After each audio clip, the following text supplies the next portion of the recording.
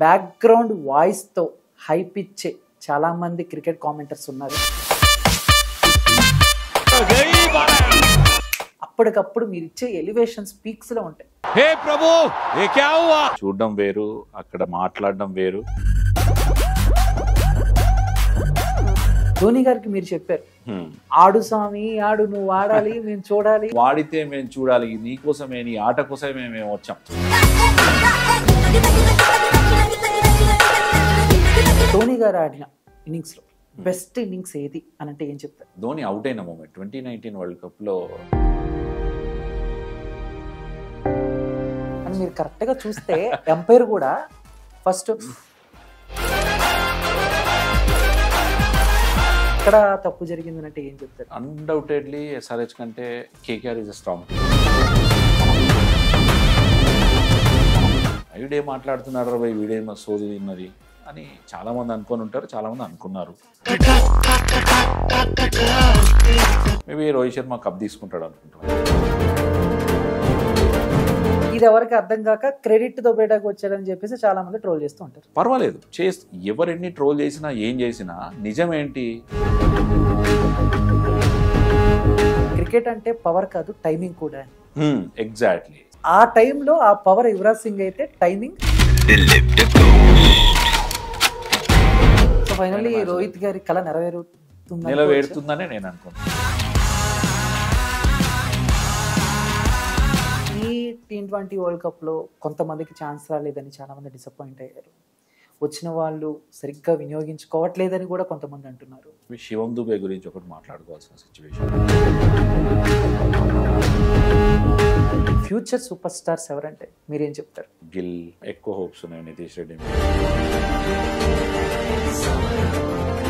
ఆయనకి చాలా cricket knowledge ఉంది, చాలా బాగా మాట్లాడుతున్నారు అనిపించిన హీరో ఎవరు? సాయి ధరమ్ తేజ్కి బెటర్ క్రికెట్. రోహిత్ రఫాడిస్తాడు, డౌట్ లేదు అందులో. కోహ్లీ కప్పు కొడతాడు. రోహిత్ రఫాడిస్తాడు, కోహ్లీ కప్పు కొడతాడు. Hey hi viewers, welcome to filmy looks. నేను మీ చందు. ఈరోజు ఒక కిక్ ఇంటర్వ్యూతో మీ ముందుకు వచ్చేసాను అనమాట. సో బేసిక్గా మన ఇండియాలోనే కాదు, ప్రపంచవ్యాప్తంగా కూడా జనాల్ని ఎంటర్టైన్మెంట్ చేసే రెండు, ఒకటి సినిమా, ఇంకోటి క్రికెట్.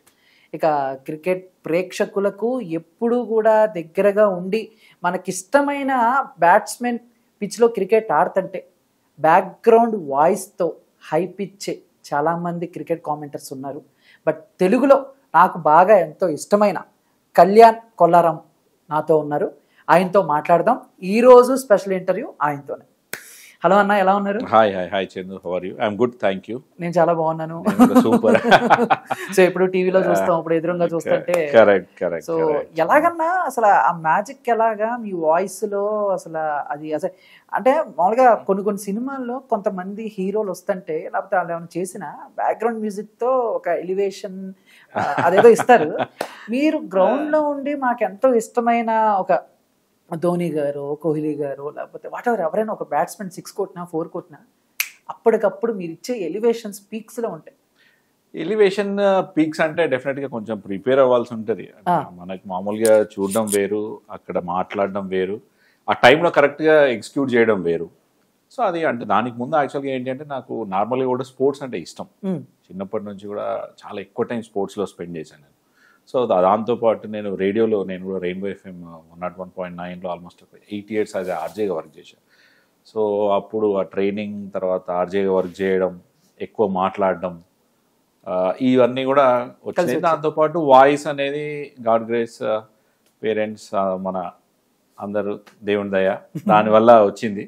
సో అది అందరికీ కొద్దిగా ఇప్పుడిప్పుడే నచ్చుతున్నది కాబట్టి థ్యాంక్ చెప్పుకోవాలి అందరికి కూడా, పేరెంట్స్కి, తర్వాత గాడ్, అందరు కూడా మనకు అది గాడ్ గిఫ్ట్ అనుకోవాలి అంతే. మేమైతే మీకు నిజంగా థ్యాంక్స్ చెప్తామన్నా. మీరనే కాదు, అంటే మీ తెలుగు కామెంటరీ చేసే ఎవరైతే ఉన్నారో వాళ్ళందరికీ కూడా నిజంగా థ్యాంక్స్ చెప్పుకోవాలి. అన్న ఏంటి మామూలుగా ఎక్కడ హైదరాబాద్ అయినా లేకపోతే పుట్టి పెరిగింది మొత్తం? నేను పుట్టింది కరీంనగర్ డిస్టిక్, మా బేసిక్గా మంతేని అని. ఇక్కడ నుంచి ఆల్మోస్ట్ 230 kilometers ఉంటుంది. సో పుట్టింది పెరిగింది అంతా అక్కడే. 7th class వరకు అక్కడ ఉన్నాను, ఆ తర్వాత బయట పెరిగాను. బట్ కొంచెం అక్కడ మాది కూడా గోదావరి బెల్ట్ బేసిక్గా. సో ఒక పుణ్యక్షేత్రం, అది కూడా చాలా టెంపుల్స్ ఉంటుంది, అదంతా ఉంటుంది. సో బాగున్న అక్కడ అయ్యాను. ఆ తర్వాత బాటప్ అంతా, ఆ తర్వాత జమ్మికుంట, ఆ తర్వాత వరంగల్, ఆ తర్వాత హైదరాబాద్. అంటే మొత్తం ఇటే. ఆ తర్వాత అంతా ఇంకా ఇక్కడ. అంటే నేను ఏమనుకున్నానంటే ఏదైనా ఉద్యోగం లేకపోతే స్పోర్ట్స్ ఆటకి అటు నార్త్ సైడ్ ఏమైనా వెళ్ళారే? లేదు లేదు లేదు లేదు, మొత్తం ఇక్కడే మన దగ్గర మొత్తం అంతా. సో క్రికెట్ అనేది బేసిక్గా నేను యాక్చువల్గా నేను 7th క్లాస్ వరకు క్రికెట్ ఆడాను. ఆ తర్వాత నేను క్రికెట్ ఆడలేదు. అంటే 8th, 9th, 10th నేను చదువుకుంది విద్యారణ్య స్కూల్లో. సో ఆ స్కూల్లో ఏంటి అంటే cricket is a lazy game అని చెప్పి ఆడనీయకపోయేది. మేము ఫుట్బాల్ ఆడిపించేది. ఫుట్బాల్, కబడ్డీ, బాల్ బ్యాడ్మింటన్ ఆడేది. అండ్ ఎవ్రీడే ఆర్ఎస్ఎస్ ఇవన్నీ ఉండేది, శాఖ ఇట్లాంటివి ఉండేది. సో బేసిక్గా నేను ఆ మధ్యలో 3 years క్రికెట్ ఎప్పుడు ఆడలేదు. హాలిడేస్లో ఎప్పుడైనా వస్తే, హాస్టల్లో ఉండేది కాబట్టి హాలిడేస్లో వచ్చినప్పుడు ఫ్రెండ్స్తో కలిసి ఆడేది అంతే. ఆ తర్వాత మళ్ళీ ఆడడం స్టార్ట్ చేశాను. సో ఆ మధ్యలో ఉన్నప్పుడు ఏమైందంటే ఫుట్బాల్ ఆడడము, మిగిలిన స్పోర్ట్స్ ఆడడము అవన్నీ అలవాటు అయిపోయినాయి. ఓకే. అంటే క్రికెట్ అనేది మీ చిన్నప్పుడు లేజీ గేమ్? Yes, exact. నేను చదువుకున్న స్కూల్లో cricket is a lazy game. ఎందుకు అలాగా? అంటే ఐ థింక్ మీరు చదువుకునేటప్పుడు 85, 90 ఆ టైం. లేదు తర్వాతనే మా స్కూల్ స్టాండర్డ్ లో cricket is a lazy game. Football కి ప్రిఫరెన్స్ ఇచ్చేది, అంటే కంటిన్యూస్ గా పరిగెడతారు కాబట్టి. క్రికెట్ లో ఏమున్నది, చాలా మంది నిల్చొని ఎక్కువ టైం స్పెండ్ చేస్తారు కదా. బ్యాట్స్మెన్లు ఇద్దరే పరిగెడుతుంటారు, బౌలర్ ఒకటి బౌలింగ్ చేస్తాడు, వీళ్ళ దగ్గరికి బాల్ వస్తే వీళ్ళు పరిగెత్తాలి. సో ఆ కైండ్ ఆఫ్ బేస్ లో అప్పుడు వాళ్ళు చెప్పినటువంటి మాటలు అవి. క్రికెట్ అనేది ఒక lazy game, but not a lazy game. కానీ లేజీ గేమ్ అనేది అంటే ఎవరు కూడా ఒప్పుకోరు. ఎందుకంటే చాలా కష్టపడాలి, చాలా ఫిట్నెస్ ఉండాలి, అన్ని రకాల స్ట్రెంగ్త్ ఉండాలి. సో అప్పుడు మాకు ఉన్నప్పుడు ఆ స్కూల్ రూల్స్ అండ్ రెగ్యులేషన్స్లో అట్లా చెప్పారు కాబట్టి అక్కడ క్రికెట్ బ్యాన్ ఉండేది అంతే, అక్కడ వరకు. ఆ తర్వాత క్రికెట్ ఆడాము. అండ్ నేను కాకతీయ యూనివర్సిటీకి కేయూ కూడా క్రికెట్ ఆడాను. Badminton and table tennis 3 games నేను యూనివర్సిటీ ఆడాను. సో కంటిన్యూస్గా ఏంటి అంటే ఎక్కువ టైం స్పోర్ట్స్ మీద స్పెండ్ చేసేది బేసిక్గా. మిగిలిన ఫ్రెండ్స్ అందరూ ఎక్కువ వరకు బుక్స్ పెట్టుకొని చదువుతూ ఉంటే మనమేమో ఎప్పుడు ఎక్కడికి వెళ్ళి ఎక్కడ ఆడదామా, ఎప్పుడు ఏ గ్రౌండ్లో ఏ మ్యాచ్ ఉందా, ఎవరు పిలిస్తే ఎప్పుడు ఎక్కడ మ్యాచ్ ఉందో అందరు పిలిచేది ఇమీడియట్గా. ఇక్కడ ఈరోజు మ్యాచ్ ఉంది, ఇక్కడికి వెళ్ళిపోవాలి అంటే అక్కడికి వెళ్ళిపోయేది, బ్యాగ్ వేసుకునేది వెళ్ళిపోయేది. అక్కడికి వెళ్ళి మ్యాచ్ ఉంది ఆడుకుందాం రానంగానే మీరు వెళ్ళిపోయారు. ఇంకా అంతే, టైంతో సంబంధం లేదు ఎక్కడ. పూర్ స్టూడెంట్ అన్నా ఇంటెలిజెంట్ స్టూడెంట్ లేకపోతే ఓకే ఏదో అలా? అంటే నేను ఇంటెలిజెంట్ స్టూడెంట్లు ఏం లేదు లిస్ట్లో. మిడిల్ నిజం చెప్పుకోవాలంటే స్టడీస్లో కొంచెం బాటంలోనే ఉండేది. కాన్సన్ట్రేషన్ మొత్తం స్పోర్ట్స్ మీదనే ఉండేది, ఎప్పుడు ఎట్లా ఆడాలని. క్లాస్లో చెప్పింది ఎక్కడే వినేది, దాని గురించి ఎక్కువ ప్రిపరేషన్ ఉండకపోయేది, వెళ్ళి ఎగ్జామ్స్ రాసేది. ఆ కైండ్ ఆఫ్ అంటే నా పాలసీలు ఏంటి అంటే, నార్మల్గా మా స్కూల్లో ఒక టీచర్ చెప్పేది ఏంటి అంటే, ప్రిన్సిపల్ సార్కి క్లాస్లో 50 మంది ఉంటే 4 గుర్తుంటారు. ఎవరు 4 అంటే ఉండే టాప్ 2 అండ్ బాటమ్ 2. ఎందుకంటే చాలా క్లాసెస్ ఉంటాయి. సో ఆ ప్రిన్సిపాల్ కి అందరూ గుర్తుంటారు. ఒక క్లాస్ నుంచి ఒక 4 మెంబర్సే గుర్తుంటారు, పైన 2 కింద 2. మనం ఆ కింద 2 స్టూడెంట్స్ లో సూపర్. అయితే ఏదో రకంగా ప్రిన్సిపల్ దృష్టిలో ఎగ్జాక్ట్ మొత్తం మీద మనకు కావాల్సింది గుర్తింపు. అది ఐదు పైన కింద అనే సంబంధం పక్కన పెట్టేస్తాం, మొత్తం మీద కావాల్సింది గుర్తింపు. ఆ గుర్తింపు కోసం ఫైట్ చేసేది. ఓకే, సో చెప్పడానికి అంటే కొంచెం సర్కాస్టిక్ గా ఉంటుంది అంతే.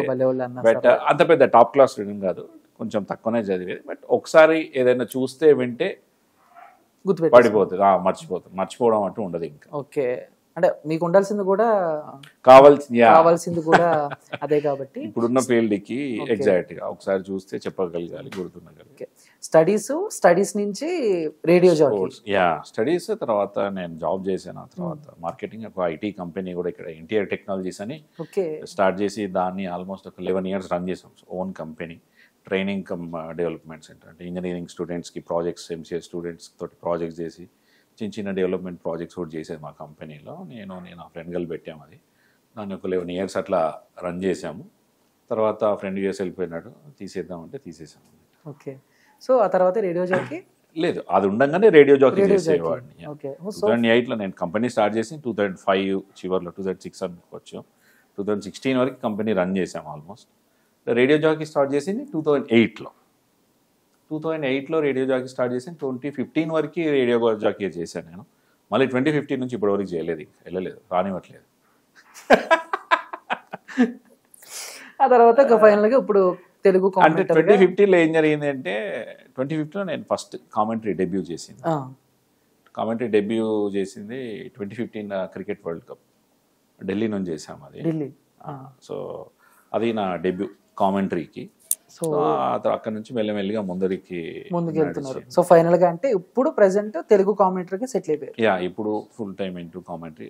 కాదన్నా, అదేదో సినిమాలో అత్తారింటికి దారేదిలో సమంత గారు ఇక్కడికి రావాలంటే అదంతా చుట్టూ తిరిగి రావాలన్నట్టు, తెలుగు కామెంట్ రావాలంటే ఇవన్నీ చేసి రావాలా అన్నట్టు ఉంది మీరు చెప్తుంటే. ఏం లేదు, స్ట్రైట్ గా వచ్చే వాళ్ళు ఉంటారు. అంటే డిఫరెంట్ కైండ్ ఆఫ్ ఫీల్డ్స్ లో నుంచి బయటకు వచ్చాను.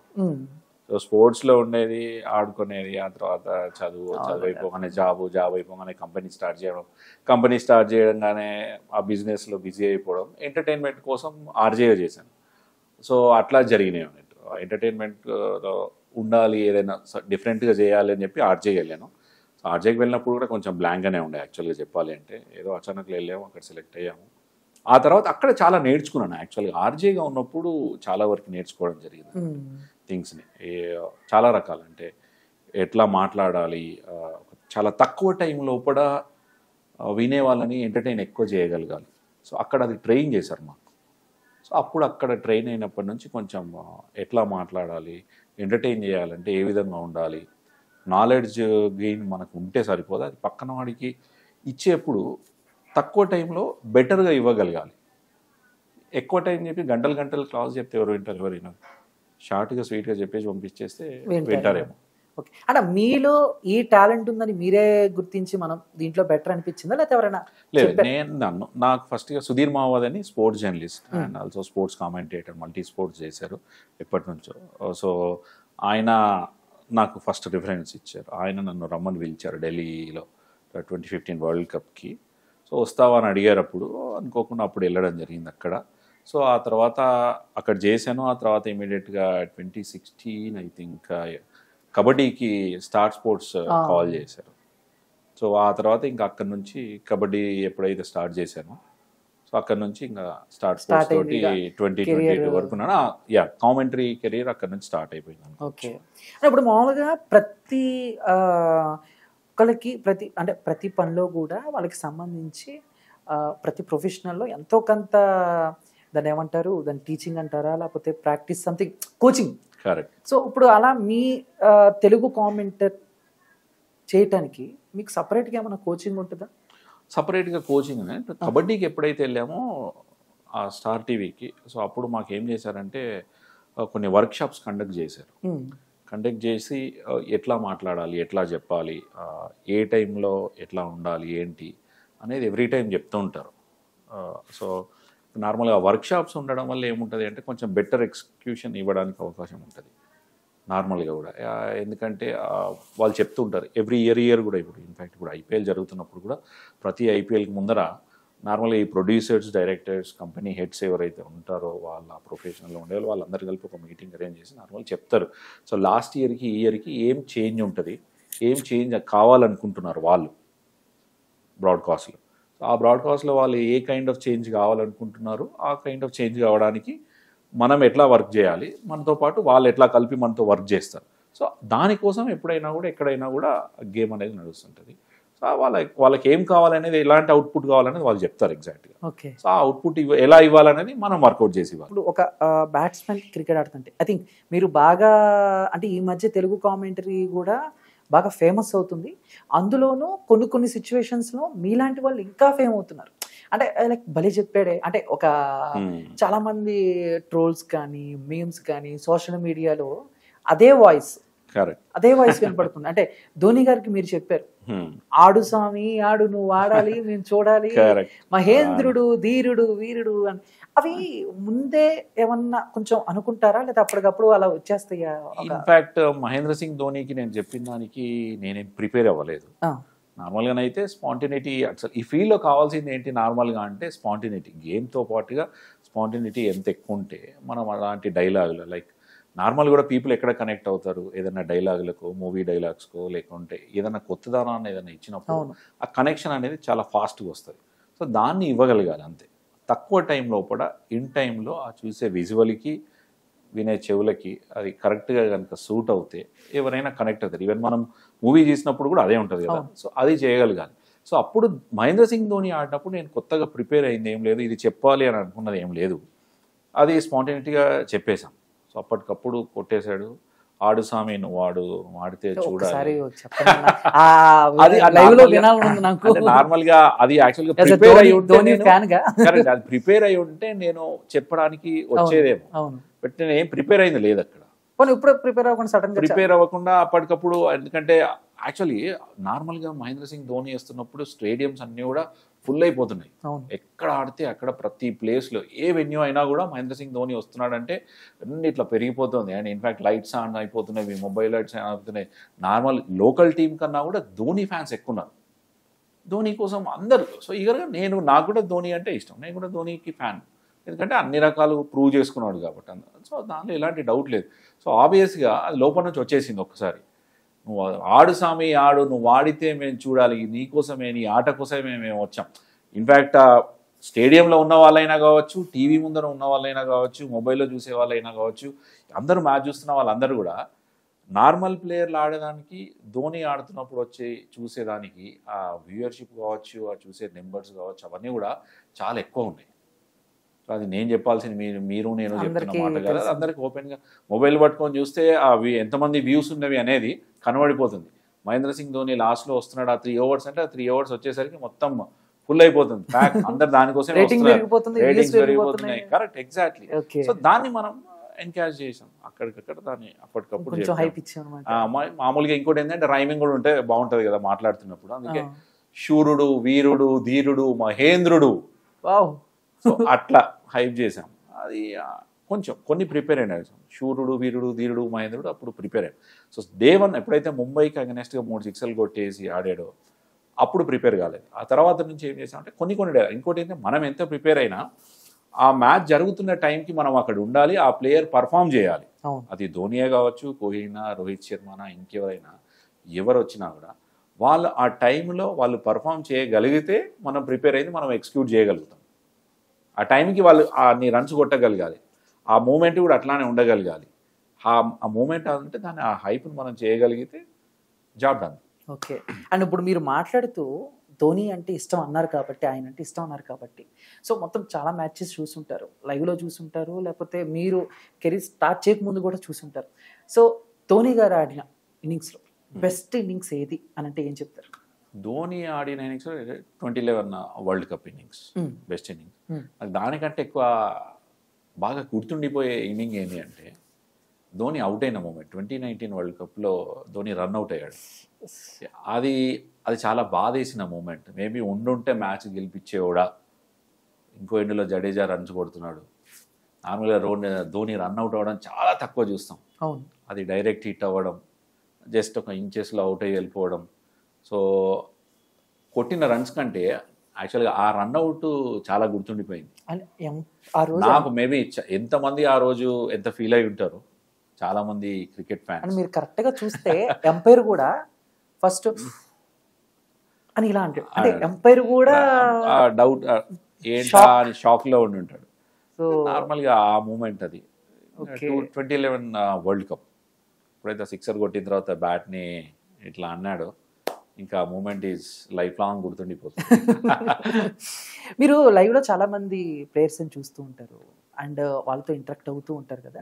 సో ఇప్పటి వరకు మీకు వచ్చిన బెస్ట్ కాంప్లిమెంట్స్ ఏమైనా ఉన్నాయన్న ప్లేయర్స్ నుంచి? ప్లేయర్స్ అంటే యాక్చువల్గా ఏంటి అంటే మనం ఎక్కువ మట్టికి స్టూడియోస్లోనే చెప్తాం. చాలా తక్కువ టైం మనం వెళ్ళి గ్రౌండ్కి వెళ్ళి మనం కామెంటరీ చెప్పినప్పుడు కూడా ప్లేయర్స్ తోటి ఇంటరాక్షన్ చాలా తక్కువ ఉంటుంది.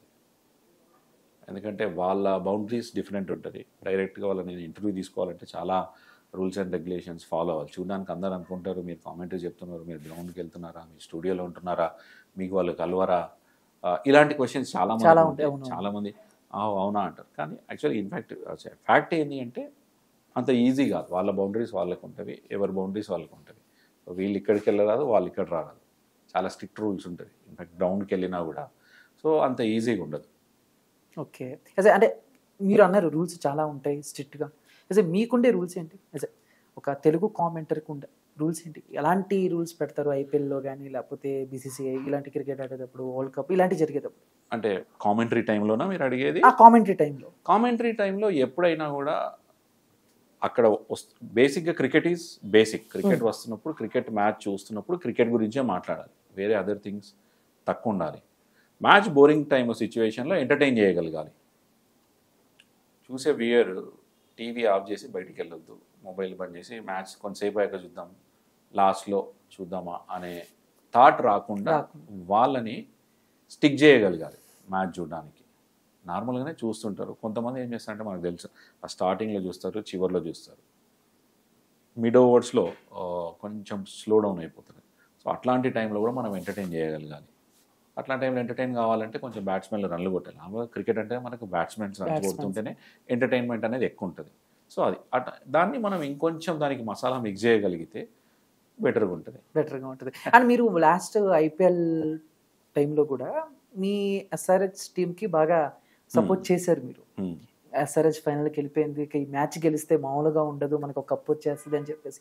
అంటే సీజన్ మొత్తంలో ఒక పీక్స్లో పర్ఫామ్ చేసిన ఎస్ఆర్హెచ్ క్లైమాక్స్, అంటే మా భాషలో క్లైమాక్స్కి వచ్చేసరికి కొంచెం డెల్ అయిపోయింది. అంటే చాలా తక్కువ స్కోర్ అనుకుంటా, అది దగ్గర ఒక 100+. సో మీరు అసలు ఎక్కడ తప్పు జరిగింది అంటే ఏం చెప్తారు మీరు? అన్డౌటెడ్లీ ఎస్ఆర్హెచ్ కంటే KKR is a strong team. 2024 ఐపీఎల్లో కేకేఆర్ అన్ని డిపార్ట్మెంట్స్లో స్ట్రాంగ్ టీమ్, డౌట్ లేదు ఆ విషయంలో. అండ్ బెటర్గా పర్ఫామ్ చేశారు. అండ్ ఆ డే రోజు కూడా వాళ్ళు ఆల్రౌండ్ పర్ఫామ్. మనం ఎందుకంటే ప్లే ఆఫ్స్లో 2 సార్లు ఆడాం కేకేఆర్. ఫస్ట్ మనం మ్యాచ్ ఆడాము, ఆ తర్వాత మళ్ళీ చివరి ఫైనల్స్ కూడా మనమే ఆడాము. కానీ ఏంటంటే ఆ డే బాగాలేదు. మనం ఇంకోటి అయితే స్టార్టింగ్ ఒకటే మనకు బాగా వచ్చిస్తుంది. పవర్ ప్లేలు ఎప్పుడైతే రన్స్ వస్తావో అభిషేక్ అండ్ హెడ్ ఆడినప్పుడు, సో అక్కడ తర్వాత దాన్ని ఆ మొమెంటమ్ని క్యారీ ఫార్వర్డ్ చేశారు మిగిలిన ప్లేయర్స్. ఎప్పుడైతే స్టార్టింగ్లో 2-3 వికెట్లు పడుతున్నాయో సో ఆ ప్రెషర్ మీదకి వచ్చేస్తుంది. ఆ ప్రెషర్ని హ్యాండిల్ చేయలేకపోయారు. ఆ కింద ఏంటి అంటే మనకి కొంచెం ఆ ఫామ్ అనేది ఇబ్బంది పెట్టింది ఫారిన్ ప్లేయర్స్ని కూడా. సో అందుకోసం వాళ్ళు క్లిక్ అవ్వలేదు. అయ్యి ఉంటే కనుక మేబీ స్టోరీ డిఫరెంట్గా ఉండుండేదేమో. సో మనం అనుకుంటాం, అందుకోసమే ఎప్పుడు కూడా ఫైనల్స్ అనేవి పెద్దగా ఎక్స్పెక్ట్ చేస్తాం. కమాన్ ఇవాళ సెమీఫైనల్ ఫైనల్ చూడాలి అని చెప్పి రెడీ పెట్టుకుంటాము. ఆ మ్యాచ్లో తక్కువ స్కోర్ అయిపోవడము, ఏదో ఒకటి జరగడమో జరుగుతుంటుంది ఎక్కువ సార్లు. కొన్ని అనుకోని మ్యాచ్లు కూడా మనం ఎప్పుడైతే ఏదైతే అనుకోమో అబ్బా చూడకుండా ఉంటామో ఫుల్ రన్స్ వస్తుంటే అరే ఈ మ్యాచ్ మిస్ అయినామని అనుకుంటాం. అలా మనం చాలా మ్యాచెస్ చూస్తూ ఉంటాం కదన్నా. అలాంటి టైంలో సో అంటే మీరు కూడా చెప్తూ ఉంటారు ఐపీఎల్ చివరి బంతి వరకు ఏం జరుగుతుందో మనకి తెలియని పరిస్థితి అని చెప్పేసి. అలా మ్యాచ్ అయిపోతుంది అనుకున్న టైంలో ఏదో ఒక సిచ్యువేషన్లో సడన్గా మ్యాచ్ తిరుగుతూ ఉంటుంది. అలా మిమ్మల్ని షాక్కి గురి చేసిన మ్యాచ్ ఏమైనా ఉందా? ఇక అయిపోయింది, ఇక బౌలింగ్ టీం విన్ను లేదా బ్యాటింగ్ టీం విన్ను అనుకున్న టైంలో ఏదో చిన్న మ్యాజిక్ జరిగి మొత్తం మొన్నటి సీజన్లో వాట్ ఎవర్ ఎప్పుడైనా మీరు వర్క్ చేసిన చాలా మ్యాచెస్ ఉన్నాయి. మ్యాచ్ అయిపోయింది ఇంకా వదిలేద్దాము అంటే వీళ్ళు గెలుస్తారా అని అనుకున్నటువంటి మ్యాచెస్ని చేతుల ఓడగొట్టుకున్న మ్యాచ్లు చాలా ఉన్నాయి. రీసెంట్గా మనం చూస్తే గుజరాత్ మ్యాచ్ ఒకటి, శుభ్మన్ గిల్ వాళ్ళ హోమ్ గ్రౌండ్లో ఆడుకుంటూ చాలా లో స్కోరింగ్గా అవుట్ అయినారు. ఆ మ్యాచ్లో ఓడిపోయినారు వాళ్ళు. సో ఆ మ్యాచ్ని ఎవరైనా ఎక్స్పెక్ట్ చేయలేదు అసలు. అంటే చాలా స్ట్రాంగ్ టీము లోకల్లో ఆడుతున్నారు, ఎలాంటి వెదర్ కండిషన్స్ అన్నీ కూడా బాగున్నాయి. సో అక్కడ మ్యాచ్ ఆ రోజు లో స్కోరింగ్ అవుతుందని అట్లాంటివి ఎక్స్పెక్ట్ చేయలేదు. నార్మల్గా చాలా మ్యాచెస్ అవుతుంటాయి. ఎప్పుడైతే కొన్ని లో స్కోరింగ్ గేమ్స్ థ్రిల్లింగ్ బెటర్గా ఉంటుంది హై స్కోరింగ్ గేమ్స్ కన్నా కూడా. కొన్నిసార్లు వికెట్స్ పడిపోవడాలు ఎక్కువ ఉంటుంటుంది. ఎగ్జాంపుల్ మనం రీసెంట్గా ఈ వరల్డ్ కప్లో కూడా చాలా మ్యాచ్లు చూసాం. బట్ సౌత్ ఆఫ్రికా లాస్ట్ బాల్కి వెళ్ళడము, సో అట్లాంటివి అవన్నీ కూడా ఎవరు ఊహించరు, అంత ఊహించారు. ఎందుకంటే రీసెంట్గా ఆఫ్ఘనిస్తాన్ మొన్నటి మ్యాచ్ ఆస్ట్రేలియాను ఓడించినటువంటి మ్యాచ్ అసలు ఎవరు ఊహించుండరు అది. సో ఈ మధ్యకాలంలో ఆఫ్ఘనిస్తాన్ ఆడినటువంటి మ్యాచ్ నేను చెప్తాను డెఫినెట్గా ఎక్స్పెక్ట్ చేయలేదు. అది perform well, the deserve it వాళ్ళు సెమీస్కి రావడం అనేది.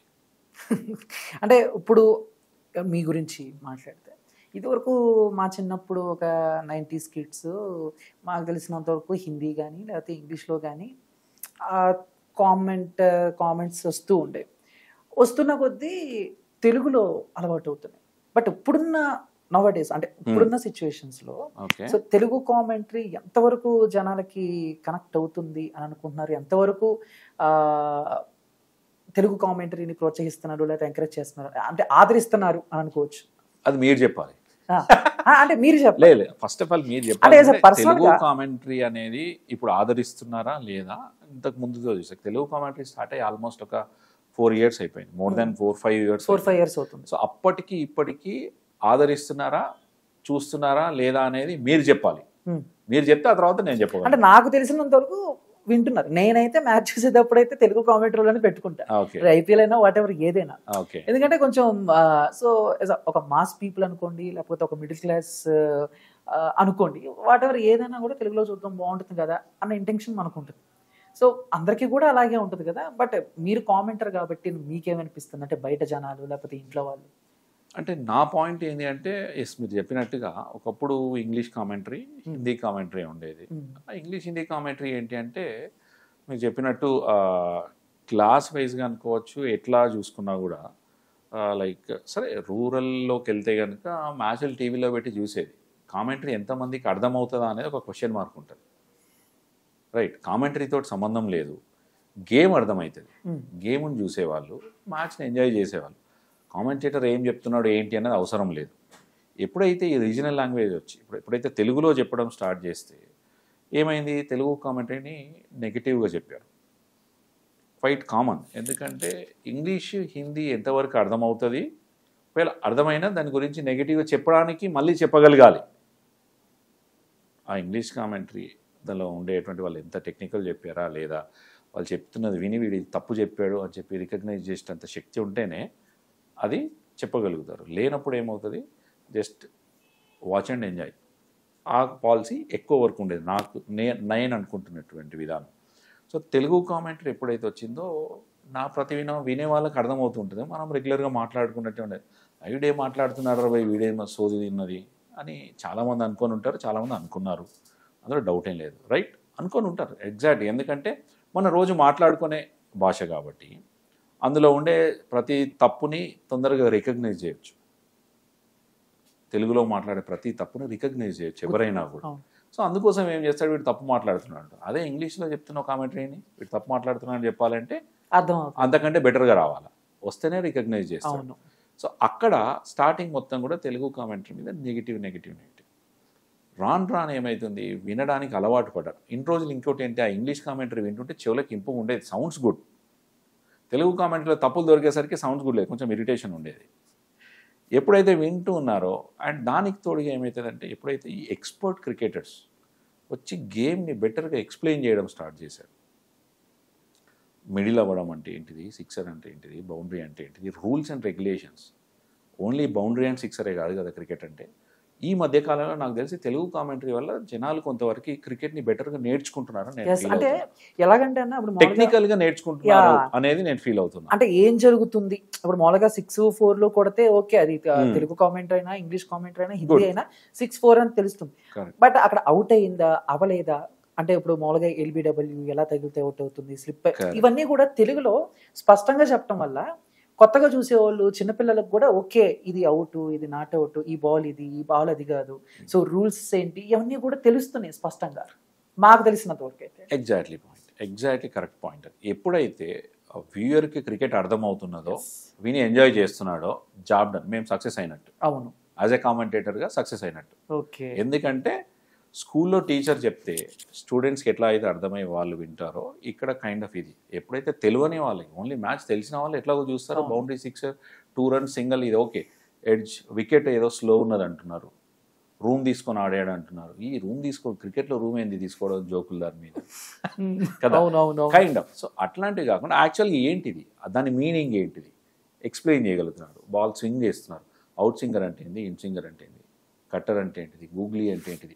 దీన్ని బాగా ఎక్స్ప్లెయిన్ చేయగలుగుతున్నారు, ఎక్స్ప్లెయిన్ చేస్తున్నారు. అది ఇప్పుడు అర్థమవుతున్నది.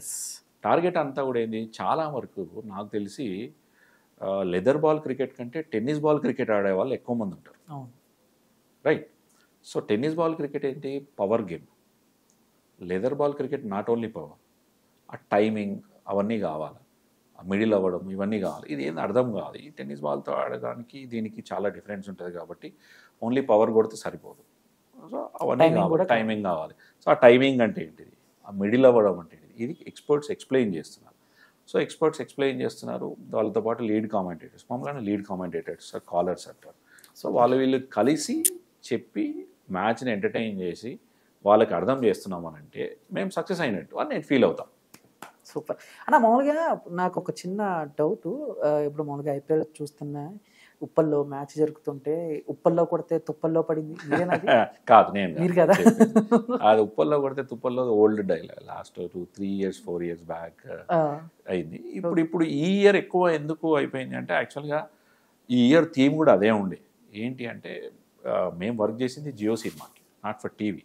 నేను వర్క్ చేసింది జియో సినిమా. జియో సినిమా ఏంటిది, మొబైల్లో చూడగలగాలి, రైట్, చేతిలో గేమ్ ఉంటుంది, అండ్ యూత్ ఎక్కువ చూస్తారు. అండ్ ఇంకోటి ఏంటి అంటే ఏదైతే ట్రెండింగ్లో ఉండాలి, టీవీలో ట్రెండ్ కాదు, ట్రెండ్ అవ్వాలి అంటే సోషల్ మీడియా ఉండాలి. సోషల్ మీడియాకి మన కనెక్టివిటీ దగ్గరగా. ఓకే, సో దానికి కాబట్టి ఏదైనా ట్రెండింగ్ డైలాగ్స్ని వీలైనంత వరకు వాడమని చెప్పారు. మాకు ఆ ఫ్రీడమ్ కూడా ఇచ్చారు. ఈ ట్రెండింగ్ డైలాగ్స్ని వాడండి, రైమింగ్స్ని వాడండి, మూవీ డైలాగ్స్ని లింక్ చేయండి కొన్ని సిచ్యువేషన్స్కి, అట్లాంటివి వాళ్ళు మనకి ఎప్పుడైతే ఫ్రీడమ్ ఉంటుందో అవన్నీ మనం కలపడానికి అవకాశం ఉంటుంది. డిఫరెంట్. ఒకప్పుడు బోరింగ్ ఉండేది, ధోని కొట్టినప్పుడు హైప్ చేసాం, బాగానే ఉన్నది. దాని తర్వాత నెగిటివ్ డైలాగ్స్ కూడా ఉన్నాయి.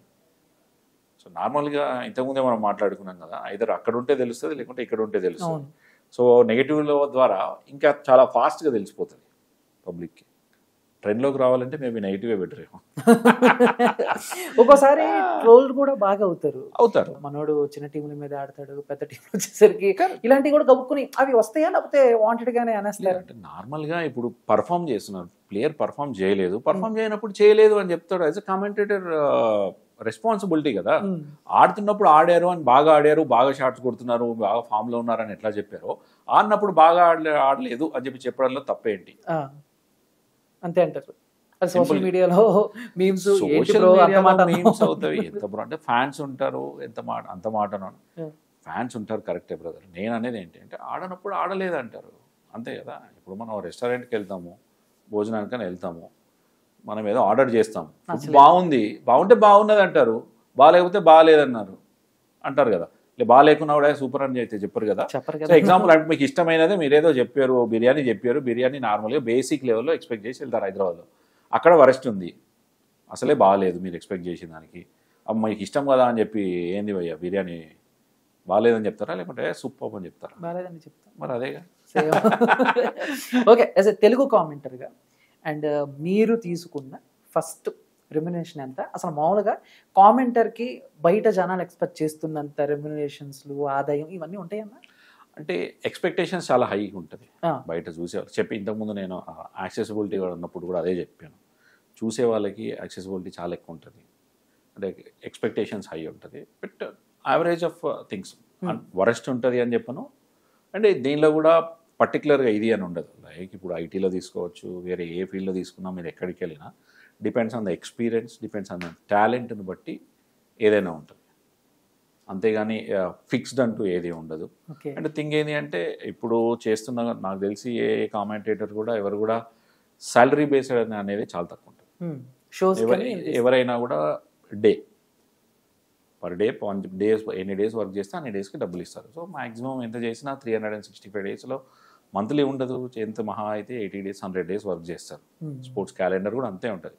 సో ఈ 100 daysకి వచ్చిందని మరి మిగిలిన 265 days కూడా సరదాలిగా యావరేజ్ తీసుకోవాలిగా, సో సెట్ అయిపోతుంది. ఓకే, అలా చెప్తారు. పోనీ ఫస్ట్ రెమ్యునరేషన్ అనేది మనకి లైఫ్లో ఎప్పుడు గుర్తుండిపోతుంది కదా. సో యాజ్ ఎ కామెంటర్గా, మీరు కామెంటర్గా స్టార్ట్ చేసిన తర్వాత ఫస్ట్ రెమ్యునరేషన్ అవి పర్సనల్గా మాట్లాడుకుంటాం. పర్సనల్గా అంటారు అనమాట. ఓకే, అలా ప్రజెంట్ T20 వరల్డ్ కప్ జరుగుతుంది. సో ఏంటంటే ఇండియా టీం పర్ఫార్మెన్స్ ఎలా ఉంది, మీరు ఏం చెప్తారు? India team super, undoubtedly beautiful performance ఉన్నది, వెల్ బ్యాలెన్స్డ్ ఉన్నది. కండిషన్సే కొంచెం కరెక్ట్గా లేవు. యూఎస్లో ఆడుతున్నప్పుడు స్లో వికెట్స్, మళ్ళీ ఇప్పుడు వెస్టిండీస్కి వస్తే బాగానే ఉన్నది.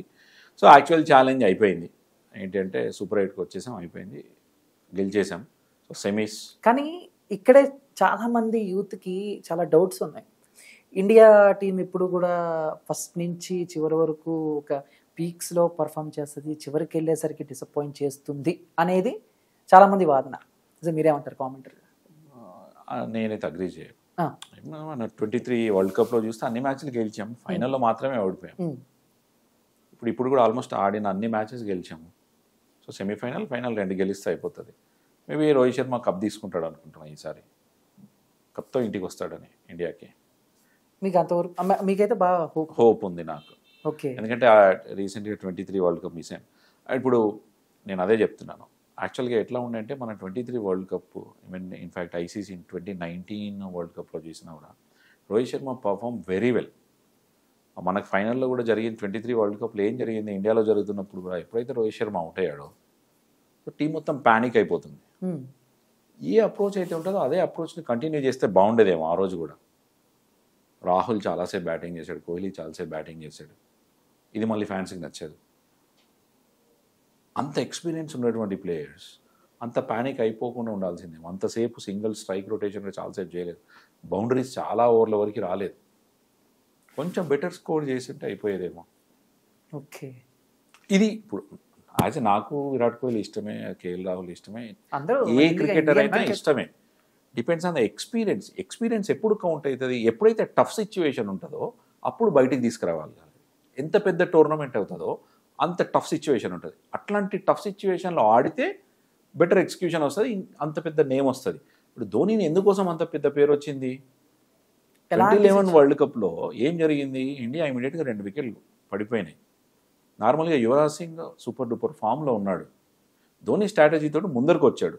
ఒకవేళ అదే యువరాజ్ సింగ్ ముందరికి వచ్చి ఫామ్లో ఉన్న యువరాజ్ కూడా అవుట్ అయిపోయి ఉంటే పరిస్థితి కింద వాళ్ళ మీద ఇంకెంత ప్రెషర్ ఉండేది. సో ఆ ప్రెషర్ని నేను తీసుకుంటాను ముందరికి వచ్చాడు. ఇది ఎవరికి అర్థం కాక క్రెడిట్ దొబ్బేటాకు వచ్చాడని చెప్పేసి చాలా మంది ట్రోల్ చేస్తూ ఉంటారు. పర్వాలేదు, ఎవరెన్ని ట్రోల్ చేసినా ఏం చేసినా నిజమేంటి, 2011 వరల్డ్ కప్ ఇండియా గెలిచిందా లేదా? గెలిచింది. ఎవరి క్యాప్టెన్సీలో గెలిచింది? ధోని క్యాప్టెన్సీలో గెలిచింది. సో సింగిల్ పాయింట్ నేను అనేది, డెఫినెట్గా Yuvraj is a big player, undoubtedly super duper ఫామ్లో ఉన్నాడు. సిరీస్ తీసుకున్నాడు, సిరీస్ ఆఫ్ ద టోర్నమెంట్ తీసుకున్నాడు ఐ థింక్ 2011 వరల్డ్ కప్లో. కానీ యువరాజ్ సింగ్ ఇప్పుడు మామూలుగా బౌలింగ్ టీంకి నేను ఆలోచించే నా పాయింట్ ఆఫ్ వ్యూలో నేనేమంటాను అంటే, 2 వికెట్లు పడిపోయినాయి, యువరాజ్ వచ్చినాడు. యువరాజ్ కనుక అవుట్ అయిపోతే ఆ ప్రెషర్ ధోని మీద కూడా ఉంటుందా? ఉండదా? ఉంటుంది, అందరి మీద ఉంటుంది. మిగిలిన ప్లేయర్ల మీద కూడా ఉంటుందా? ఉండదా? ఉంటుంది కదా. ఇప్పుడు మీరు చెప్తుంటే నాకు డైలాగ్ గుర్తొస్తుంది, ఇందాక మీరు అన్నదే, క్రికెట్ అంటే పవర్ కాదు టైమింగ్ కూడా అని. ఎగ్జాక్ట్లీ. సో ఆ టైంలో ఆ పవర్ యువరాజ్ సింగ్ అయితే, టైమింగ్ ఎంఎస్ ధోని. నేను చెప్పేది అదే పాయింట్. యువరాజ్ అవుట్ అయిపోయి ఉంటే చాలా మంది టీవీలు మానేసి పనిచేసి బయటికి వెళ్ళిపోయేవాళ్ళు. ధోని ముందరికి వచ్చి రెస్పాన్సిబిలిటీ తీసుకున్నాడు. అండ్ ఇంకోటి ఏమిటంటే ఆపోజిట్ బౌలర్లని వాళ్ళ మైండ్తో ఆడుకోగలగాలి. వాళ్ళకి ఇంకో వికెట్ ఫామ్లో ఉన్న ప్లేయర్ వికెట్ దొరికింది అంటే వాళ్ళు ఇంకా హై అవుతారు, కాన్ఫిడెన్స్ లెవెల్స్ పెరుగుతాయి, వచ్చిన కొత్త బ్యాట్స్మెన్ మీద ఎక్స్ట్రా ప్రెషర్ పెడతారు. అదంతా కాకుండా ధోని వచ్చేసి కొంచెం మెల్లగా ఆడాడు. గంభీర్ సూపర్ నాక్ ఆడాడు, 98 రన్స్ కొట్టాడు, సెంచరీ కొంచెంలో మిస్ అయ్యాడు. అంత పెద్ద ప్లేయర్ ఒకవైపు తను రన్లు కొడుతుంటే స్ట్రైక్ రొటేట్ చేశాడు, ఆడాడు. సో వాళ్ళకి ఏమైంది, బ్రెయిన్లో ఏమైపోయింది, అరే ధోని అవుట్ అయినా గంభీర్ అవుట్ అయినా కింద యువరాజ్ ఉన్నాడు రా, ఇంకా కింద బ్యాటింగ్ ఆర్డర్లో యువరాజ్ సింగ్ ఇంకా ఉన్నాడు అనే భయం ఉంటుంది. ఎందుకోసము, అంత ఫామ్లో ఉన్నాడు, అన్ని రన్స్ కొడుతున్నాడు. అదే యువరాజ్ సింగ్ అవుట్ అయిపోతే ఫామ్లో ఉన్న 3 ప్లేయర్లు అయిపోయిన తర్వాత కింద వీళ్ళే కదా చలో తీసేద్దాం అనే కాన్ఫిడెన్స్ వస్తుంది. ఆ కాన్ఫిడెన్స్ని కిల్ చేశాడు ధోని స్ట్రాటజీతో. కింద అరే ఇక్కడ వికెట్, 3rd వికెట్ పడిపోయినా కూడా యువరాజ్ కింద ఉన్నాడు. ఇంకా యువరాజ్ వచ్చి సెటిల్ అయితే మ్యాచ్ గెలిపించేస్తాడు. అది ఆపోజిట్ టీంలో భయం ఉంటుంది, బ్రెయిన్లో ఎక్కడో దడుతుంటుంది. వీళ్ళు కొన్ని రన్లు కొట్టంగానే ఓడి అమ్మ వీళ్ళు ఆల్రెడీ ఇన్ని రన్లు కొట్టారా, నెక్స్ట్ యువరాజ్ వచ్చేసాడంటే కథం ఫినిష్ చేస్తాడా. అది స్ట్రాటజీ.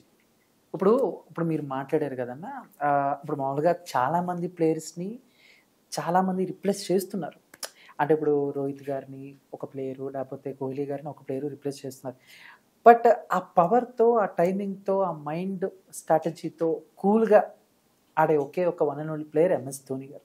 మరి అలాంటి ధోనిని రిప్లేస్ చేసే ప్లేయర్ ఉన్నారా, వస్తారా? ఇది మీరు ఏం చెప్తారు ఇప్పుడున్న మన ప్లేయర్స్లో? అంటే అంత కూల్ కెప్టెన్ అయితే Rohit Sharma. Rohit Sharma very cool and calm captaincy, best captaincy, best changes చేస్తాడు, బెస్ట్ స్ట్రాటజీస్ ఉంటుంది. ఏ టీమ్ తోటి ఎవరిని ఎప్పుడు ఎక్కడ ఎట్లా వాడుకోవాలి అనే స్ట్రాటజీస్ ఉంటుంది. బట్ ఎప్పుడైనా కూడా క్రికెట్ అనేది టీమ్ గేమ్, ఇండివిజువల్ గేమ్ కాదు. సో అందరూ ఎవరి రోల్ని వాళ్ళు బాగా ఎగ్జిక్యూట్ చేయగలగాలి, చేస్తేనే మ్యాచ్లు అనేవి గెలుస్తాయి. ఎందుకంటే బిగ్ టోర్నమెంట్స్లో ఏం జరుగుతుంది అంటే చిన్న చిన్న సిచ్యువేషన్స్ మ్యాచ్ మొత్తాన్ని చేంజ్ చేస్తుంది.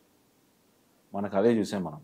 ఎప్పుడైతే రోహిత్ అవుట్ అయిపోయినాడో కోహ్లీ రాహుల్ ఉండి రన్లు కొట్టలేకపోయారు. యాక్చువల్గా వాళ్ళు కొంచెం స్ట్రైక్ రొటేట్ చేసి రన్లు కొట్టేస్తే ఇండియన్ కండిషన్స్లో ఆడుతున్నాం, మనం వెనక్కి స్టెప్ వేయకుండా ఒక స్టెప్ ముందరిగేసి రన్స్ కొడుతూ ఉంటే కనుక వాళ్ళ టీం మీద ప్రెషర్ మేబీ పెరిగి ఉండేదేమో. ఇది నా ఒపీనియన్. నాట్ జడ్జింగ్, నేను కోహ్లీని అను రాహుల్ని జడ్జ్ చేసే పొజిషన్లో మనం లేం. నేనేది ప్రతి ఒక్కరు టీవీ చూసేవాళ్ళు, మొబైల్ చూసేవాళ్ళు, మ్యాచ్ చూసేవాళ్ళు, ఎవరి లెవెల్లో వాళ్ళు మ్యాచ్ని అనలైజ్ చేస్తుంటారు. ఇది నా అనలైజేషన్. ఆడుంటే బెటర్గా ఉండేదేమో, గెలిచేవాళ్ళేమో. ఎగ్జాంపుల్ నిన్న ఆసీస్ తోటి సూపర్ 8 మ్యాచ్ రోహిత్ శర్మ ఆడేశాడు. రోహిత్ ఒకసారి బ్యాట్కు బాల్ తగిలింది అంటే బాల్ వెళ్ళిపోతుంది అంటే ఆపోజిట్ టీంలో స్టార్ట్ అయిపోతుంది. అదే అన్నది అంటే చాలా షాక్ అయ్యారు అన్న. అంటే మామూలుగా వరల్డ్లోనే is the best bowler Pat Cummins Starc. So అలాంటి బౌలింగ్లోనే 4-4 సిక్స్లు. అది మైండ్ గేమ్ అంటే అక్కడే. ఎవరైతే టాప్ బౌలర్ ఉంటారో ఆ టాప్ బౌలర్ని కొట్టేసానుకో మిగిలిన బౌలర్లో కొంచెం ఎక్కడో డౌట్ రైజ్ అవుతుంది. అరే ఏం జరిగింది, ఆయనే కొట్టానంటే నా పరిస్థితి ఏంది అని ఎక్కడైనా ఆలోచిస్తాడేమో. ఆలోచిస్తే అయిపోయింది. ఎప్పుడైతే నీకు ఆలోచన వచ్చిందో అప్పుడు డామినేట్ చేస్తాడు బ్యాట్. ఓకే. అంటే సింపుల్ ఫార్ములా. రోహిత్ శర్మ గారికి కూడా చాలాసార్లు ఆయన వరల్డ్ కప్ ఓడిపోయినా లేకపోతే చివరి మూమెంట్లో చాలా చాలా బాధపడి కళ్ళమని నీళ్ళు పెట్టుకునే సిచ్యువేషన్స్ కూడా ఉన్నాయి. ఐ థింక్ నాకు తెలిసే ఆయనకు చిన్న కళ, ఆయన కెప్టెన్సీలో కానీ లేకపోతే ఆయన ఉన్నప్పుడు కానీ ఏదో ఒక వరల్డ్ కప్ చేత్తో పట్టుకోవాలి, ఇంటికి తీసుకురావాలి అని చెప్పి. ఎందుకున్నదండి, టీవీ ముందర కూర్చొని మొబైల్లో చూసే మనకే ఉంటుంది వాళ్ళు తీసుకురావాలని. ఎంత కష్టపడితే కానీ ఆ లెవెల్లో ఉండుంటారు. అండ్ అక్కడ కెప్టెన్గా ఉన్నప్పుడు ఎవరికి ఆ కళ ఉండదు. నా కెప్టెన్సీలో నేను తీసుకొని వస్తే ఇంకోటి నేను ఓన్లీ కెప్టెన్గానే కదా పర్ఫామ్ చేయాలి అని ఉంటుంది కదా. నువ్వు అంత పెద్ద టోర్నమెంట్లో పర్ఫామ్ చేస్తే ఆ లెవెల్లోనే నేమ్ కూడా వస్తుంది కదా. ఆ లెవెల్లోనే నేమ్. ఇప్పుడు ఎంతవరకు అది ఇంకా కొంత దూరంలో ఉంది కప్పు. సో ఎంతవరకు 2 మ్యాచెస్ అవే. సో ఫైనల్లీ రోహిత్ గారి కళ నెరవేరుతుందనే నేను అనుకుంటున్నాను. అంటే ఇప్పుడు వరకు మీరు నా కళ కూడా రోహిత్ శర్మ ఒక ఐసీసీ టోర్నమెంట్ గెలవాలి అనేది. ఓకే. అంటే ఇప్పుడు వరకు మీరు చూసిన దాని ప్రకారం ఇప్పుడు ప్రెసెంట్ ఉన్న మన టీము బలం కానీ బలహీనతలు కానీ లేకపోతే ఏమైనా చిన్న చిన్న చేంజెస్ ఇలా మారిస్తే ఇంకా కాస్త బెటర్గా ఉంటుంది అనేది ఏమన్నా అనాలిసిస్ చేయగలరా? అప్రోచ్ అయితే బ్యూటిఫుల్గా ఉన్నది అన్డౌటెడ్లీ. బౌలింగ్లో వెరీ వెరీ స్ట్రాంగ్ ఉన్నారు. ఇంగ్లాండ్ కొంచెం పానిక్ సిచ్యువేషన్లో ఉన్నారు వాళ్ళు. ఎందుకంటే ఒక మ్యాచ్ చిన్న టీం తోటి లాస్ట్ బాల్ వరకు ఆడడం వరకు వాళ్ళు డే ఉంటే మేబీ ఆడతారు. ఎందుకంటే రీసెంట్గా బట్లర్ లాంటి ప్లేయర్లు ఫామ్లో ఉన్నారు. బట్ ఐపీఎల్లో కూడా ఆడారు కాబట్టి వాళ్ళ ఇన్ అండ్ అవుట్స్ మన ప్లేయర్లకు కూడా తెలుసు. కాబట్టి మనం డామినేట్ చేస్తాము, గెలుస్తాము అనుకుంటున్నాం. మేబీ ఎవరు ఆడతారు అంటే ఫైనల్స్ చూడాలి. ఈ T20 వరల్డ్ కప్లో కొంతమందికి ఛాన్స్ రాలేదని చాలామంది డిసప్పాయింట్ అయ్యారు. వచ్చిన వాళ్ళు సరిగ్గా వినియోగించుకోవట్లేదని కూడా కొంతమంది అంటున్నారు. వచ్చిన వాళ్ళు వినియోగించుకోవడం అంటే హార్దిక్ పాండ్యా మొన్న హాఫ్ సెంచరీ స్కోర్ చేశాడు. ముఖ్యంగా యాక్చువల్గా అందరు మాట్లాడుకుంటే కనుక మేబీ శివం దుబే గురించి ఒకటి మాట్లాడుకోవాల్సిన సిచ్యువేషన్. దూబే ఇన్కన్సిస్టెన్సీ ఉందని బట్ మొన్న ఒక మంచి రన్ స్కోర్ చేశాడు, మంచి నాక్ ఆడాడు దూబే కూడా. And allrounder. అయితే స్పిన్నర్స్ ఎప్పుడైతే ఉంటారో స్పిన్నర్స్ మీద ఎక్కువ అటాక్ చేస్తాడు, చాలా పెద్ద పెద్ద సిక్సర్స్ కొడతాడు. దూబే దగ్గర ఆ ఎబిలిటీ ఉన్నది. సో అది అడ్వాంటేజ్ ఉంటుంది. సో ఎప్పుడైతే ఇంకోటి ఏం చేయాలంటే ప్లేయర్స్ని పెద్ద టోర్నమెంట్లో ఒక మ్యాచ్ ఆడిచ్చేసి కూర్చోబెట్టి ఇంకో మ్యాచ్కి ఇంకో ప్లేయర్ని, ఇంకో మ్యాచ్కి ఇంకో ఎక్కువ చేంజెస్ అయితే ఏమవుతూ ఉంటుంది అంటే కాన్ఫిడెన్స్ లూజ్ అవుతారు. సో కంపల్సరీ నువ్వు ఆడుతున్నావు, కాన్ఫిడెంట్గా ఉండు, ప్రిపేర్ వెల్. సో అది ఆ మంత్ర ఎప్పుడైనా కూడా బెటర్గా పనిచేస్తుందేమో నేను అనుకుంటా. ఓకే. సో ఎప్పుడైతే కాన్ఫిడెన్స్ ఇస్తారో ఏమంటే నెక్స్ట్ మ్యాచ్ నేను ఉంటానా లేదా టీంలో. ఇప్పుడు సపోజ్ మీరు రెగ్యులర్గా ఆడతారా వీకెండ్స్ మ్యాచ్లు ఆడుతుంటారు కదా, బౌలింగ్ చేస్తారా బ్యాటింగ్ చేస్తారా? జస్ట్ బ్యాటింగ్ చేస్తారు. మీ టీంలో వికెట్ కీపింగ్ బ్యాటర్. మీ ప్లేస్ కన్ఫర్మా? ఒకవేళ కెప్టెన్ మీరే. ఒకవేళ మీకంటే బెటర్గా ఎవరన్నా పర్ఫామ్ చేస్తున్నారు, ఇంకో యంగ్ కీపర్ ఎవరైనా వచ్చినారు, మీరు పర్ఫామ్ చేయట్లేదు, కొంచెం భయం వచ్చేస్తుందా లేదా? ఎందుకంటే పెట్టి పక్క వచ్చేస్తాం. అది మనకి ఇక్కడ ఉంటేనే ఆ లెవెల్లో ఆ ప్రెషర్ ఉంది అంటే పై లెవెల్లో ఆడుతున్నప్పుడు ఇంకా ప్రెషర్ ఉంటుంది. సో ఎప్పుడైతే ఏమంటారు ఎగ్జాక్ట్ వర్డ్ కాన్ఫిడెన్స్ ఇవ్వగలగాలి ప్లేయర్స్కి. ఆ భయం లేకుండా మీరు మ్యాచ్లు ఆడతారు, ఈ టోర్నమెంట్ మొత్తం ఉంటారు అంటే ఆ నమ్మకం పెరిగిపోయి ఆ కాన్ఫిడెంట్గా ఆడేస్తే సక్సెస్ వస్తుంది అని నేను అనుకుంటాను. ఓకే. అంటే ఇప్పుడు మామూలుగా మీరు రోహిత్ శర్మ గారి కెప్టెన్సీ చూశారు అండ్ కోహ్లీ గారి కెప్టెన్సీ చూశారు. సో వీళ్ళిద్దరిలో ఉన్న డిఫరెన్స్ ఏంటన్నా? అంటే కామన్ క్వాలిటీస్ కానీ లేకపోతే కెప్టెన్సీలో రోహిత్ శర్మ అన్డౌటెడ్లీ బెటర్ అంటారు. Better captain. కూల్ అండ్ కామ్గా ఎగ్జిక్యూట్ చేస్తుంటాడు. కోహ్లీ యాజ్ అ ప్లేయర్గా అన్డౌటెడ్గా దాని గురించి మాట్లాడుకోవాల్సిన అవసరం లేదు మనం ఇంకా దాని గురించి. ఎందుకంటే ఆ బ్యాట్ తోటి వచ్చిన రన్సే ఆన్సర్ చేస్తుంది అన్నింటికి. కోహ్లీ కూడా ఒక నాకు ఆడాలి వెయిట్ చేస్తున్నాను నేను కూడా. అందరూ వెయిట్ చేస్తున్నారు. సెమీస్లో మంచి నాకు ఆడతాడని ఎక్స్పెక్ట్ చేస్తున్నాను. ఓకే అన్న, మీకు మీ ఫేవరెట్ అంటే మీకు అనిపించిన మోస్ట్ డేంజరస్ బ్యాట్స్మెన్ ఎవరు మన ఇండియన్ టీం? ఇప్పుడు ఉన్న వాళ్ళలోనా? వాట్ ఎవర్ మీ ఇష్టం, ఇప్పుడైనా చెప్పొచ్చు. డేంజరస్ బ్యాట్స్మెన్ అంటే నాకు యాక్చువల్గా నేను సురేష్ రైనా, ధోని, నా రోహిత్ శర్మ,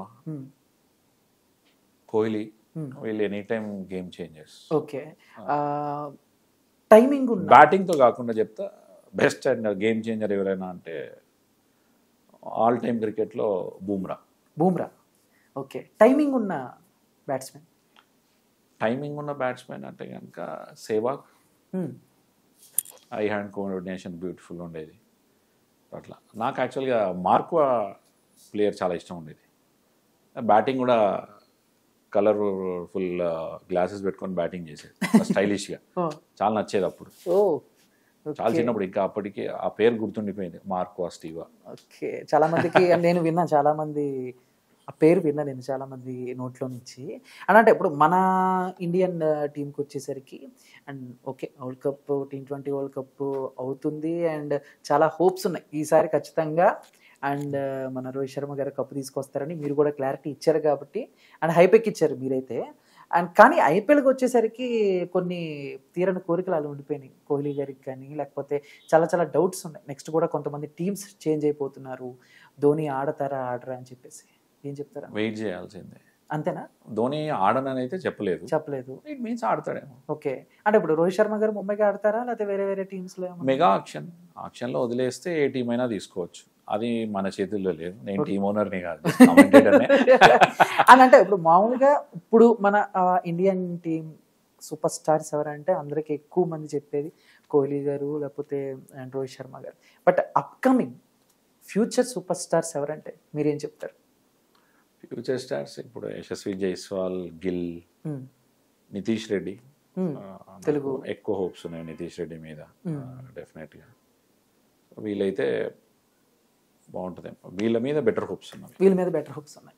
ఓకే, ఏంటన్నా గిల్, జైస్వాల్ అండ్ నితీష్. నెక్స్ట్ బుమ్రా లాంటి బౌలర్ ఎవరు వస్తారా అనేది మాత్రం వెయిట్ చేయాలి.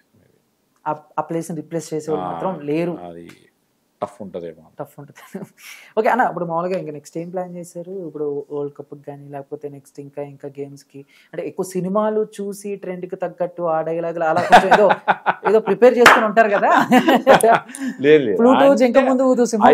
ఇలాంటి ఐపీఎల్ అప్పుడు డిఫరెంట్గా ఉంటుంది ప్రిపరేషన్, డైలాగ్స్ అవన్నీ. నార్మల్గా లైక్ ఇంటర్నేషనల్ సిరీస్లో ఉన్నప్పుడు డిఫరెంట్గా ఉంటుంది. సో అంత craze is different, IPL craze is different always. Normal గా బైలేటరల్ సిరీస్ లో ఉన్నప్పుడు డిఫరెంట్. ఓకే, ఎట్లయినా మధ్యలో మీరు టాలీవుడ్ స్టార్స్ తో కూడా ఇంటరాక్ట్ అయిన సిచ్యువేషన్స్ ఉంటాయి కదా, లైక్ నాకు తెలిసి సాయిధరం తేజ్ గారు కానీ లేకపోతే ఎంతమంది హీరోలతో ఇంటరాక్ట్ అయ్యారన్న? చాలా మంది వచ్చారు, అంటే రామ్ చరణ్, జూనియర్ ఎన్టీఆర్, సాయిధరం తేజ్, చాలా మందిని చూసుంటారు. చాలా మంది స్టార్ హీరోస్ చూసారు కదా, టాలీవుడ్ హీరోస్ ని. వీళ్ళలో మాట్లాడుతున్నప్పుడు అర్థమవుతుంది అవతల వాడికి ఎంతవరకు నాలెడ్జ్ ఉంది క్రికెట్ మీద అని చెప్పేసి. ఇప్పుడు మేము ఎంత ఆడినా కూడా మన ఇండియన్స్ పేర్లే గబ్బుని గుర్తురావు. ఇక వేరే ప్లేయర్స్ పేర్లు అయితే ఎందాడా నేను అన్నాను చూసారా, బౌలింగ్ మీరు స్టార్క్ అన్నారు, నేనేమో వేరే పేరు అన్నాను, ఆ పేరు కూడా గుర్తురావట్లేదు, అలా ఉంటుంది. బట్ మీరు మాట్లాడుతున్నప్పుడు స్టార్ హీరోస్ ఎన్టీఆర్ గారు, మీకు ఆయనకి చాలా క్రికెట్ నాలెడ్జ్ ఉంది, చాలా బాగా మాట్లాడుతున్నారు అనిపించిన హీరో ఎవరు? హీరో సాయిధరం తేజ్కి బెటర్ క్రికెట్ నాలెడ్జ్ డెఫినెట్ గా. అడిగారా ఆయనకి మీకు ఇష్టమైన క్రికెట్ ప్లేయర్? లేదు, అంటే నేను యాక్చువల్గా మేము కార్పొరేట్ లీగ్ ఆడుతున్నప్పుడు, మేము నా టీం ఆడుతున్నప్పుడు వాళ్ళ టీం తోటి మ్యాచ్లు కూడా ఆడాము మేము. ఓకే, సో అట్లా కూడా తెలుసు నాకు. ఓకే, వాళ్ళ టీం మా టీం కలిసి కూడా మ్యాచెస్ ఆడినవి ఆపోజిట్ లో. Is very good cricketer, knowledge కూడా ఉందన్నమాట. ఓకే, అంటే మామూలుగా ఇంకేమన్నా మీరు ఇదేనా ఇంకా సినిమాలకి ఏమైనా వర్క్ చేయాలి, డబ్బింగ్ ఇదేమన్నా? డబ్బింగ్ అంటే నేను ఒకటి గోపీచంద్ చేసిన ఒక కబడ్డీ రిలేటెడ్ మూవీ ఉంది, తమన్నా గోపీచంద్. ఓకే, సిటీమార్. అందులో ఆ చివరి సెషన్ ఏదైతే ఉంటుందో అప్పుడు కామెంటరీ ఇచ్చాం. సో పర్టికులర్గా ఇది చెయ్యాలి అన్నది ఏం లేదు. ఆపర్చునిటీ వస్తే డెఫినెట్గా చేస్తాను. అంటే వాయిస్ చాలా బాగుంటుంది, చాలా గంభీరంగా. అది వాళ్ళు డిసైడ్ చేయాలి. అంటే మేము ఎక్స్పెక్ట్ చేస్తాం కదన్నా, కరెక్ట్. ఏదైనా ఒక విలన్ కి డబ్బింగ్ చెప్తే బాగుంటుందేమో ఈ టైప్. ఆపర్చునిటీ వస్తే ట్రై చేయొచ్చేమో. ఇప్పుడు దాకా అడగలేదు, మీరు ఎవరిని అడగలేదు? నేను ఎవరిని అడగలేదు. ఓకే. నేను ఎవరిని అడగలేదు, నన్ను ఎవరు అడగలేదు, రెండు లేదు. ఇప్పుడు మీరు మీ కామెంటరీలో మీకు టర్నింగ్ పాయింట్ లేదా నన్ను జనాలు గుర్తుపెట్టారు ఈ సిచ్యువేషన్ లో అనిపించింది ఏంటి? జనాలు బాగా గుర్తుపెట్టారు మొన్నటి ఐపీఎల్ ధోనిది. అక్కడ నుంచి చాలా ఎక్కువ హైప్ వచ్చింది. ఓకే. డెఫినెట్గా ఇంకా అది ఆ పాయింట్ అయితే చెప్పగలను. ఫ్యూచర్ అంతకుముందు ఎప్పటి నుంచో చెప్తున్నాం కామెంటరీ. నార్మల్గా మేము కాలర్స్ కాబట్టి షోస్ వాటిలో ఎక్కడ కనబడం చాలా తక్కువ అవకాశం ఉంటుంది. ప్రీ మ్యాచ్ పోస్ట్ మ్యాచ్ షోస్లో ఎక్స్పర్ట్స్ ఉంటారు అండ్ యాంకర్స్ ఉంటారు కాబట్టి దాంతో మనం ఓన్లీ మన వాయిస్ ఒకటే వినబడుతుంటుంది ఎక్కడికి వెళ్ళినా. సో మొన్న ధోనిది ఎప్పుడైతే చేసామో, ఇన్ఫ్యాక్ట్ యాక్చువల్గా ఆ మ్యాచ్ అయిపోగానే ఇమీడియట్గా next match SRH Bengaluru match అయింది. సో అది ఫుల్ రన్స్ వచ్చినాయి, హైదరాబాద్లో మ్యాచ్ అయింది, రికార్డ్స్ అన్ని బ్రేక్ అయిన మ్యాచ్. సో ఆ మ్యాచ్లో వాడిన డైలాగ్స్ అన్ని ఇంకొంచెం దానికంటే ఎక్కువ ట్రెండ్లోకి వెళ్ళినాయి. అవును, అందులో పాజిటివ్ ఉంది, నెగిటివ్ రెండు ఉన్నాయి అనమాట. సో ఫైనల్గా ఏంటన్నా ఫ్యూచర్ ప్లాన్స్ ఏంటి, ఇంకేం ప్లాన్ చేసుకున్నాం? ఇప్పుడైతే కామెంటరీలో ఉన్నాము, ప్రస్తుతం అయితే ఇదే నడుస్తుంది. ఓకే, ఇదే నడునిద్దాం. Thank you so much. And Kalyan అన్న, అంటే యాజ్ ఏ తెలుగు కామెంటర్ అయినా కూడా చాలా అనాలిసిస్, అంటే అడిగిన ప్రతిదానికి ఆయన చక్కగా ఆన్సర్ చేశారు, చాలా క్లారిటీ ఇచ్చారు. చిన్న చిన్న మిస్టేక్స్ ఏమన్నా ఉంటే వాటిని దిద్దారు. సో అంటే ఇంకే చివరిలో ఏమన్నా హైప్ క్రియేట్ చేయటానికి ఏమన్నా మా ఫ్యాన్స్ కోసం, అంటే చాలా చూస్తూ ఉంటాం కదా, దూకుడు పెంచాడు ఇలాంటివన్నీ కూడా కొంచెం ఏమన్నా ఇప్పుడున్న సిచ్యువేషన్స్ లో, ఇప్పుడున్న సోషల్ మీడియా అన్ని అయితే T20 వరల్డ్ కప్ నడుస్తుందన్న, దాని గురించి ఏమన్నా? T20 వరల్డ్ కప్ ఆ కామెంటరీ టీమ్ వేరే ఉంది, మీరు చెప్పాలి. కోహ్లీ గారి ఫ్యాన్స్ కానీ రోహిత్ గారి ఫ్యాన్స్ కానీ హైప్ ఎక్కిస్తారా? ఎక్కించి హైప్ ఎక్కించంటే హైప్ అంటే ఆల్రెడీ సోషల్ మీడియా నడుస్తూనే ఉంది. రోహిత్ రఫాడిస్తాడు, ఇంకా డౌట్ లేదు అందులో. కోహ్లీ కప్పు కొడతాడు. ఓ రాసే ఎలాగన్నా సడన్ అంతే, ఇంకా రోహిత్ రఫాడిస్తాడు, కోహ్లీ కప్పు కొడతాడు, అయిపోయింది. Thank you so much and love you so much అన్న. చాలా చక్కగా నీట్ గా కూల్ గా ఆన్సర్ చెప్పారు. Thank you so much. And చూసారు కదా, ఇది ఈరోజు అండ్ మన తెలుగు కామెంటర్ కళ్యాణ్ గారితో ఒక స్పెషల్ ఇంటర్వ్యూ. మీకు బాగా నచ్చింది అనుకుంటున్నాను నేనైతే, చాలా మంది ఫ్యాన్స్కి కూడా. అండ్ మరో ఇంటర్వ్యూతో నేను ముందుకు వస్తాను. అప్పటి వరకు చూస్తున్నట్టు filmy looks. Thank you so much. జై హింద్.